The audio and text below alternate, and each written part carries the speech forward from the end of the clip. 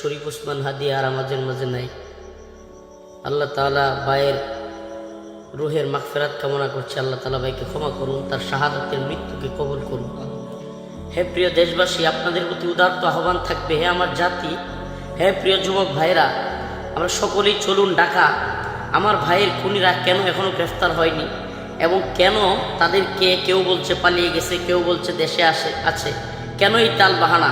এর জবাব এই সরকারকে দিতে হবে। এবং আমরা এই 4-5 দিন আন্দোলন চলবে, তারপর সবাই চুপ হয়ে যাবে, এই ধরনের বক্তব্য কেউ দিবেন না। আমরা সমস্ত রেকর্ড ওভারটেক করবো ইনশাআল্লাহ। হিন্দুত্ববাদী ভারতের আস্তানায় এসে ঘুরিয়ে দেওয়া হবে ইনশাআল্লাহ।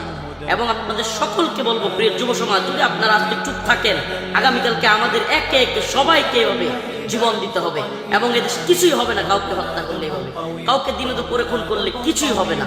অতএব সকলকে বলবো ঢাকামুখী হন এবং সকলকে বলবো এদেশের আন্দোলনের স্ফুলিঙ্গ জ্বালিয়ে দিতে হবে এবং ইনশাআল্লাহ হিন্দুত্ববাদীদেরকে দেখিয়ে দিতে হবে আমাদের ভাই হাদির রক্ত বৃথা যেতে পারে না।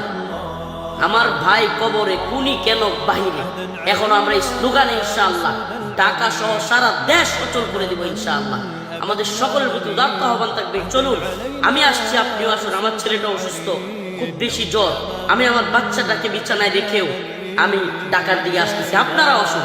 সকলের প্রতি আমার উদাত্ত আহ্বান যে এই দেশ জাতি যদি এখন হাদির ভাইয়ের বিষয়ে চুপ থাকে, আগামী দিনে শেখুল হাদিস আল্লাহ মামুনুল হক, হাসনাত আব্দুল্লাহ, শেখ হারুন সাদ কিংবা ব্যারিস্টার ফুয়াদ, সাদিক কাইম, জনাব তারেক রহমান কেউ থাকবে না বাংলাদেশে।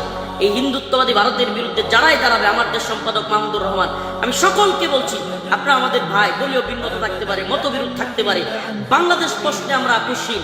এই হিন্দুত্ববাদী ভারতীয় গোলামি দেশে চলবে না। আমরা ভারতের গোলামির জিনজিরে দেশে শেষ করে দিব। ভারতকে শত্রু রাষ্ট্র ঘোষণা করতে হবে ইনশাআল্লাহ। হয় আমরা সবাই মারা যাবো, শহীদ হব, না হলে বাংলাদেশে আধিপত্যবাদকে কবর রচনা করবো ইনশাআল্লাহ। আসসালামু আলাইকুম ওয়া রাহমাতুল্লাহি।